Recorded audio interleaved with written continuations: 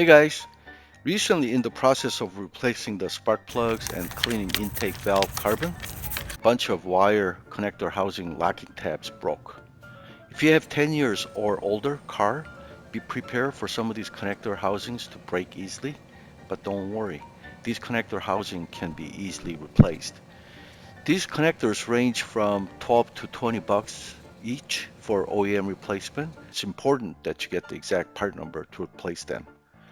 I posted a video on how to locate Toyota Lexus connector housing part number, but basically, if you look carefully around the connector housing, you will find a 5-digit number. They are very tiny and sometimes they're hard to locate, but it's on there, so you just have to look carefully. Once you get the 5-digit number, prefix it with 90980 followed by the 5-digit number that you found. Therefore, as an example, for the ignition coil connector, the full part number is 90980-11885. I broke 6 different types of connectors, but I found that the procedure to replace the connector housing is actually nearly identical with just a slight variation, and I'll cover them in following 6 steps. The first thing you should do is take a clear picture of wire sequence and colors. I'm telling you, even if it's just 2 wires, by the time you pull out the wires, put down the old housing and pick up the new one, you are going to go, oh, which wires came out of where. This gets even more confusing with 4 to 6 wire connectors. So do whatever you can to capture the accurate sequence of wires. You do not want to experiment with wrong wire sequence, as who knows what kind of damage it may cause. Second, from all the connector housings that I had to replace, there is a white plastic locking mechanism that keeps the wire intact in the housing. You need to get a small screwdriver and lift that out first. This locking plastic piece varies slightly in different connectors. Some comes off relatively easy and some end up breaking. Don't worry if it breaks, since you're going to replace the entire housing.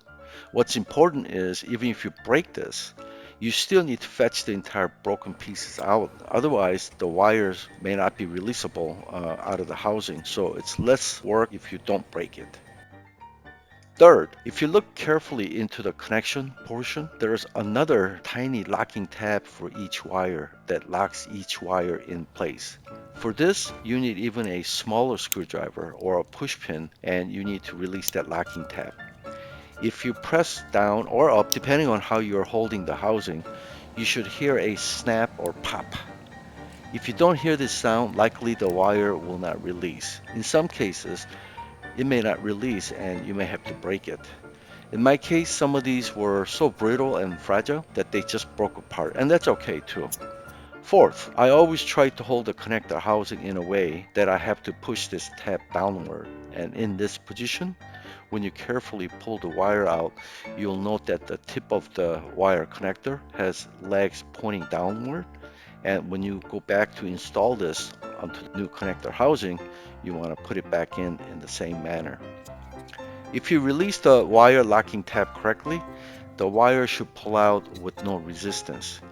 If you pull on it and you feel the resistance, likely the locking tab got undone, and that has happened to me several times. So go back and check on it instead of pulling hard on it until you could actually separate the wire piece from the metal connector at the end. Fifth, have your wiring picture in front of you, and when you push the wire back into the new housing, you should hear and feel it snap in place. If you don't, gently pull it out and push it in deeper until you can hear it snap into place. 6. Once all the wires have snapped in, do the final check by gently pulling on each wire to ensure that they are locked in. And finally, push in the white locking tab that was mentioned in step 2 until you also hear this snap in. With this white locking tab, the internal locking tab for each wire will not release. So it's sort of a double locking mechanism to ensure that wire stays securely locked inside the housing. I hope that was helpful. Thanks for watching. Today's January 1st, 2022, and I want to wish you guys a great new year. Take care and see you guys soon.